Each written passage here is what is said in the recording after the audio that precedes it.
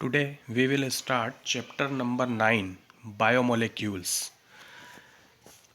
जैसा कि हम जानते हैं अर्थ एक बहुत बड़ा बायोस्फीयर है जहाँ पर लिविंग ऑर्गेनिज्म की एक वाइड डाइवर्सिटी पाई जाती है। अब हमारे माइंड में एक क्वेश्चन आता है कि क्या सभी living organism same chemicals, same elements या कंपाउंड से मिलकर बने होते हैं। आपने पिछली कुछ कक्षाओं में एलिमेंटल एनालिसिस परफॉर्म किए होंगे केमिस्ट्री में। इसमें हम प्लांट टिश्यू, एनिमल टिश्यू और माइक्रोबियल पेस्ट पर कुछ केमिकल एनालिसिस परफॉर्म करते हैं तो हम पाते हैं कि हमें कुछ एलिमेंट्स जैसे कि कार्बन, हाइड्रोजन, ऑक्सीजन और ऐसे बहुत सारे एलिमेंट्स की एक लंबी लिस्ट मिलती है, जिससे कि लिविंग टिश्यूज़ का जो मास होता है वो बनता है। अगर यही सेम एनालिसिस हम अर्थ क्रस्ट के एक सैंपल में करते हैं जो कि एक नॉन लिविंग मैटर है, तो उसमें भी हमें एक सिमिलर लिस्ट मिलती है। What are the difference between the two list? क्या इन दोनों लिस्ट में कोई डिफरेंस है? In absolute terms no such differences could be made out. इन दोनों ही लिस्ट में कोई भी डिफरेंस नहीं होता है। सभी एलिमेंट्स जो कि अर्थ क्रस्ट के सैंपल में मिलते हैं वही सभी एलिमेंट्स हमें लिविंग टिश्यूज़ में भी प्राप्त होते हैं। Biomolecules of cells. All carbon compounds that are found in the living tissues are called biomolecules. Living tissues में पाए जाने वाले जितने भी कार्बन कंपाउंड्स होते हैं वो सब बायोमोलेक्यूल्स कहलाते हैं। Example: carbohydrates, fats, protein, amino acids, lipids etcetera. अब हम बात करते हैं क्लासिफिकेशन ऑफ बायोमोलेक्यूल्स की, कि बायोमोलेक्यूल्स का क्लासिफिकेशन क्या है। तो बायोमोलेक्यूल्स को टू मेजर कैटेगरी में क्लासिफाइड किया गया है: माइक्रोमोलेक्यूल्स एंड मैक्रोमोलेक्यूल्स। जो माइक्रोमोलेक्यूल्स होते हैं वो होते हैं amino acids, nucleotides, sugars, lipids etcetera. Macromolecules की कैटेगरी में पॉलीसेक्राइड्स, प्रोटीन्स, न्यूक्लिक एसिड्स जैसे लार्ज बायोमोलेक्यूल्स आते हैं।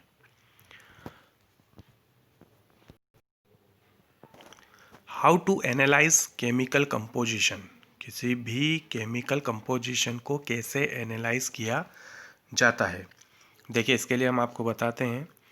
हम किसी भी लिविंग टिश्यूज़, चाहे वो प्लांट का लिविंग टिश्यू हो या फिर किसी एनिमल का लिविंग टिश्यू हो, हम किसी भी लिविंग टिश्यूज़ को ट्राइक्लोरो एसिटिक एसिड के अंदर मोटर और पेसल से अच्छी तरीके से ग्राइंड करते हैं।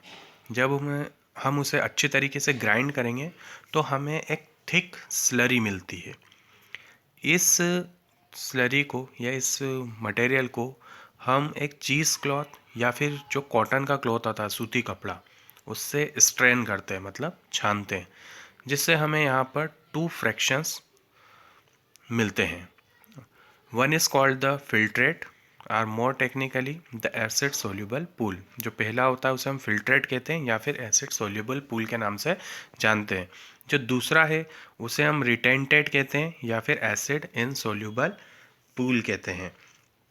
जब साइंटिस्ट ने इनको एनालाइज किया तो उन्होंने पाया कि एसिड सोल्यूबल पूल में हजारों की संख्या में ऑर्गेनिक कंपाउंड्स पाया जाता है।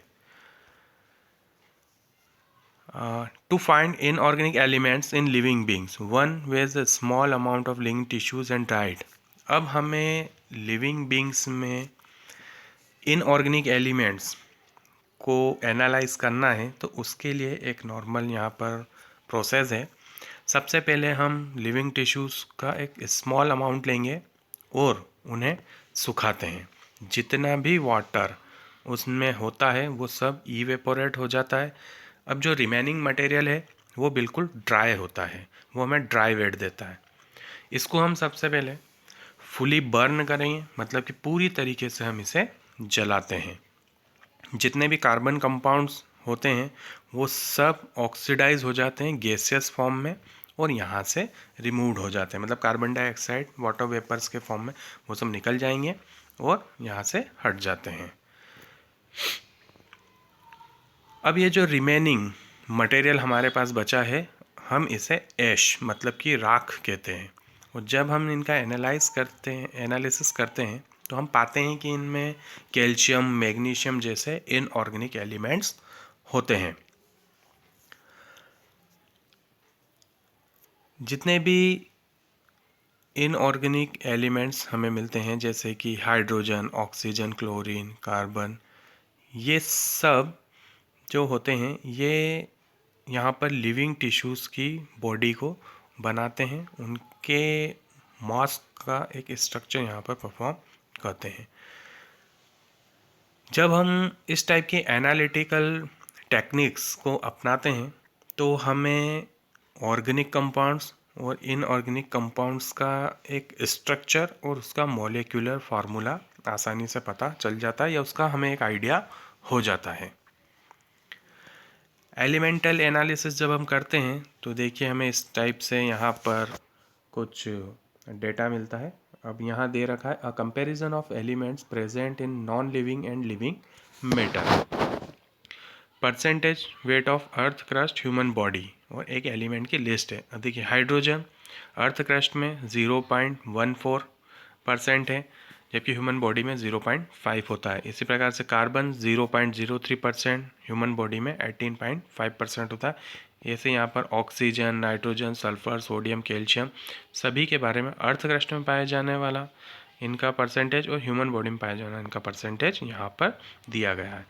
सेकेंड लिस्ट जो है वह बताती है कि लिविंग टिश्यूज़ में इनऑर्गेनिक कंस्टिट्यूएंट्स कौन कौन से। तो कंपोनेंट देख सकते हैं आप, sodium, potassium, calcium, magnesium, water, और कुछ कंपाउंड्स है sodium chloride, calcium carbonate, sulphate, phosphate, इस टाइप के कंपोनेंट्स यहाँ पर हमें देखने को मिलते हैं। अब हम बात करते हैं अमीनो एसिड्स की। जो अमीनो एसिड्स होते हैं वो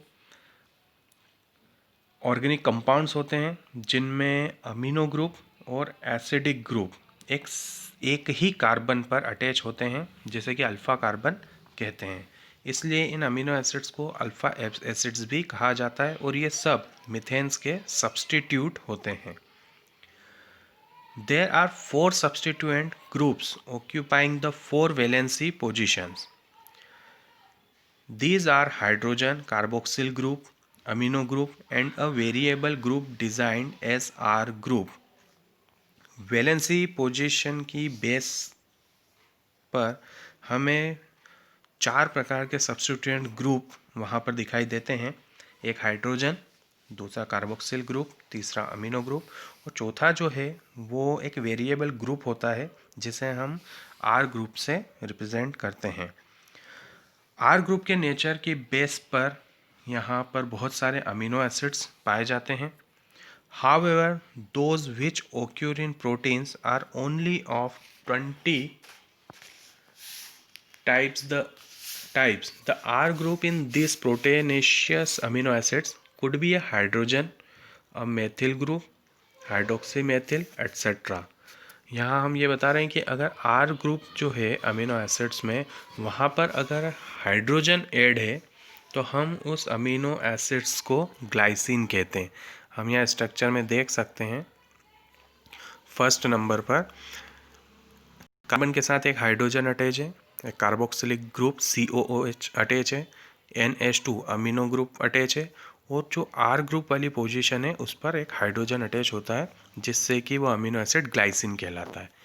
सेकेंड नंबर पर हम देखते हैं कि R ग्रुप की पोजीशन पर एक मेथिल ग्रुप अटैच है CH3 जिससे कि उस अमीनो एसिड्स का नेम एलेनिन होता है।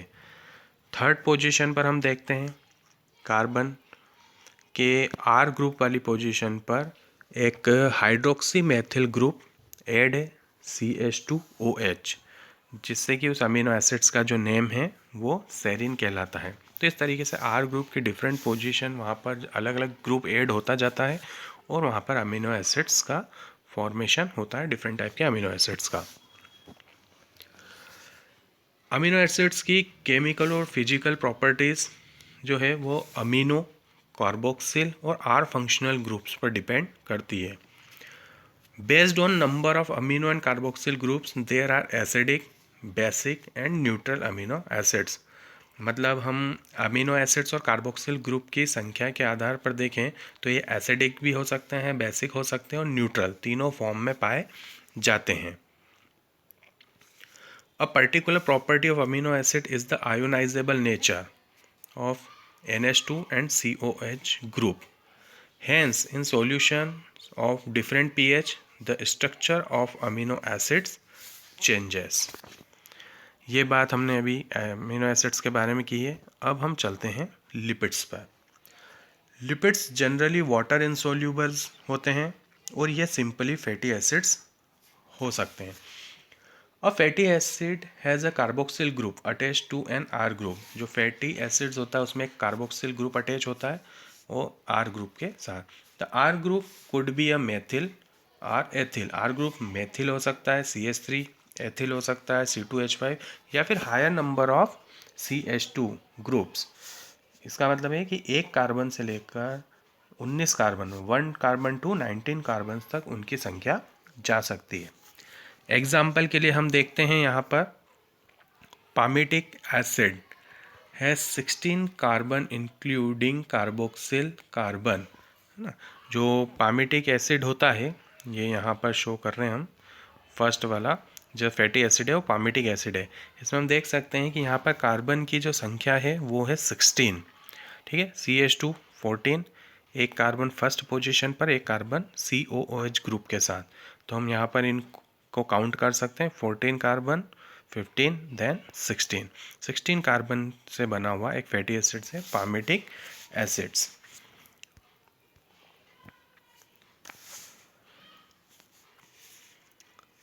फैटी एसिड्स सैचुरेटेड और अनसैचुरेटेड दोनों ही टाइप से हो सकते हैं। सैचुरेटेड है मीन्स उसमें सिंगल बॉन्ड पाया जाता है। अनसैचुरेटेड है मतलब कि उनमें डबल बॉन्ड पाया जाता है। एक और सिंपल लिपिड है ग्लिसरॉल, जिसे कि ट्राई हाइड्रोक्सी प्रोपेन कहा जाता है। ये बीच में उसका स्ट्रक्चर दिखाई दे रहा है ग्लिसरॉल, जो कि ट्राई हाइड्रोक्सी प्रोपेन कहा जाता है।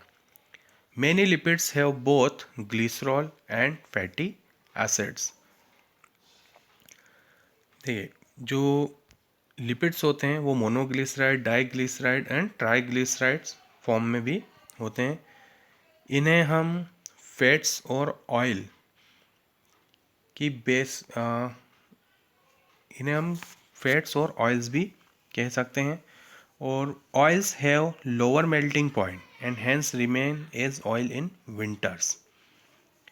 कुछ लिपिड्स फास्फोरस और फास्फोरिलेटेड ऑर्गेनिक कंपाउंड के रूप में पाए जाते हैं, इसलिए इन्हें हम फॉस्फोलिपिड्स भी कहते हैं। ये सब सेल मेम्ब्रेन में पाए जाते हैं। Living organism have a number of carbon compounds in which heterocyclic rings can be found. Some of these are nitrogen bases, adenine, guanine, cytosine, uracil and thymine। देखिए कुछ लिविंग ऑर्गेनिज्म में जो carbon compounds होते हैं वो heterocyclic rings में पाए जाते हैं। इनमें कुछ नाइट्रोजन बेसेस हो सकते हैं, adenine, guanine, cytosine, uracil and thymine, जो कि शुगर से अटैच होते हैं। और जब ये शुगर से अटैच होते हैं तो ये कहलाते हैं न्यूक्लियोसाइड्स। ओके, तो आज का हमारा टॉपिक हम यहीं पर ओवर करते हैं। हम नेक्स्ट क्लास में मिलेंगे, तब तक के लिए thank you, goodbye, have a nice day.